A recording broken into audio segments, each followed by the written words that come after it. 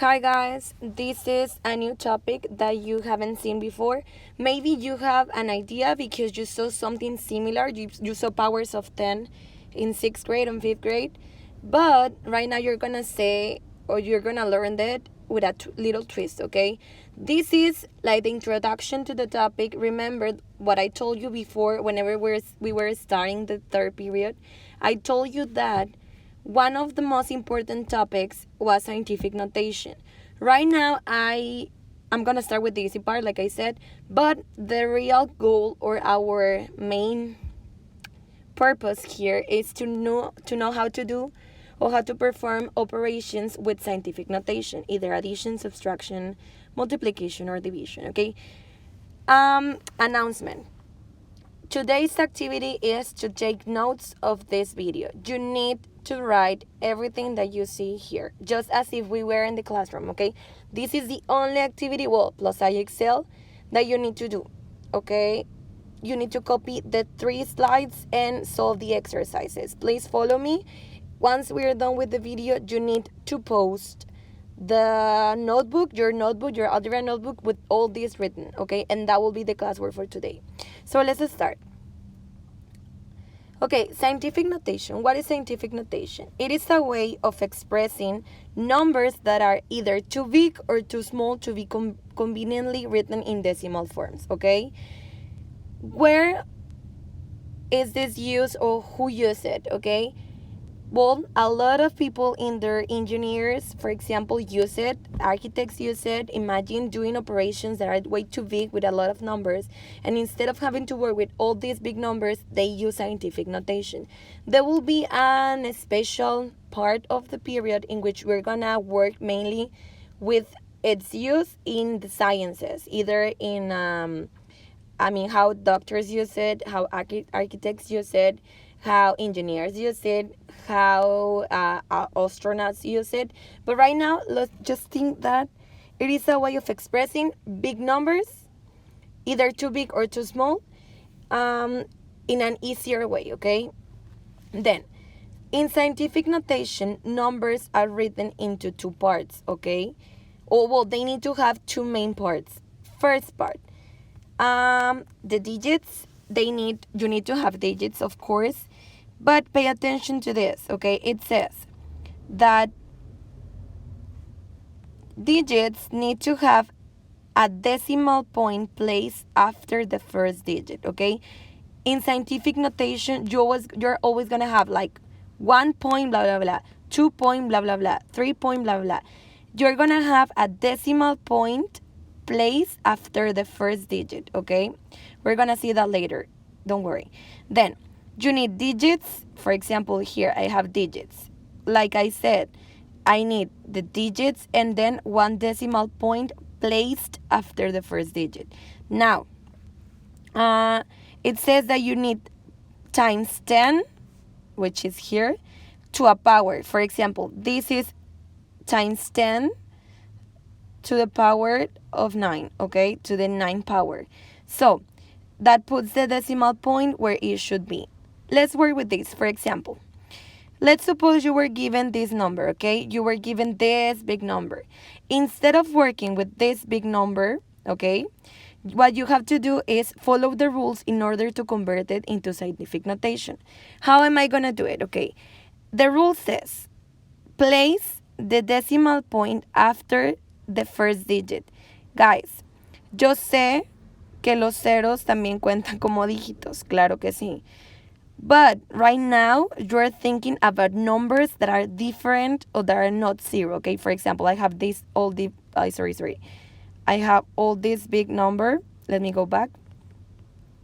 Where was I? I was here. Okay, I have this big number. And then I place the decimal point after the first digit, okay? Just like this. Then, procedure, okay?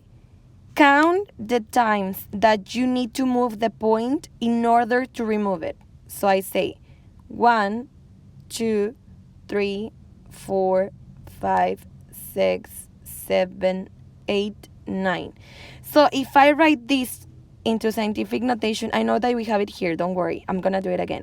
So I write 4.6 0.9. Why do I eliminate the zeros? Because zeros in this case are not gonna be that essential, okay? Puedes evitar escribir los ceros. So I'm gonna write 4.9 times 10, and then how many spaces did I have to move the point in order to remove it? I had to move it nine spaces. So 4.9 times 10 to the power of 9. ¿Ok? Guys, rules. Yo me moví hacia la derecha. Siempre que me mueva hacia la derecha, mi exponente va a ser positivo. O sea, es como si yo le pusiera aquí un positive 9. Pero no necesitas poner los positivos, acuérdate. Entonces, 9. What would happen if I had moved to the left side? My exponent would have been negative, okay? So, let me do another one, okay? You need to take notes of all this slide, okay? You need to take notes of this. And also, you can take notes about my examples, okay? Let's do one example here. Let's suppose that I am given this number, okay? I'm given 0.0002008. Imagine that someone tells me, change this number that it is written in standard form,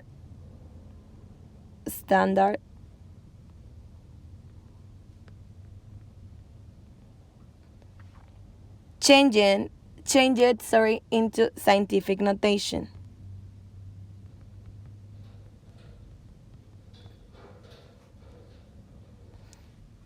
Okay, if I do that, I need to think of the following. The rule says I need to place a point after the first digit. Yo sé que tú vas a pensar que ese es el primer dígito. No, chicos. Estamos hablando del primer dígito de izquierda a derecha, pero que no sea 0, ¿ok? Este es un 0, este no cuenta, un 0 no cuenta, un 0 no cuenta, el 2. The number 2 is the first digit that is not 0. So I need to place a point there. Okay, I place a point there. So then, let me write it down. 2.008. Question, why didn't I remove these zeros? ¿Por qué no removí esos ceros? Porque hay un 8 acá. ¿Ok? Siempre vas a respetar a los ceros que estén entre dos números como el 2 o el 8. O sea, dos números que no sean 0, ¿ok? So I write 2.008 times 10. Ahora sí, let's know what the exponent is going to be. Si yo puse el punto aquí, ¿ok? ¿Cuántos lugares tengo que mover ese punto para regresarlo a donde estaba antes? Vamos a contar. ¿Hacia qué lado me voy a mover? Obviamente hacia la izquierda. Entonces sé que mi exponente va a ser negativo. ¿Por qué? Porque si yo pongo el punto después del primer dígito, sé que me tengo que mover hacia la izquierda para poder regresar a donde estaba originalmente. So I say 1, 2, 3, 4. So it will be 2.008 times 10 to the negative power of 4. And I am done. Okay? Let's do one more.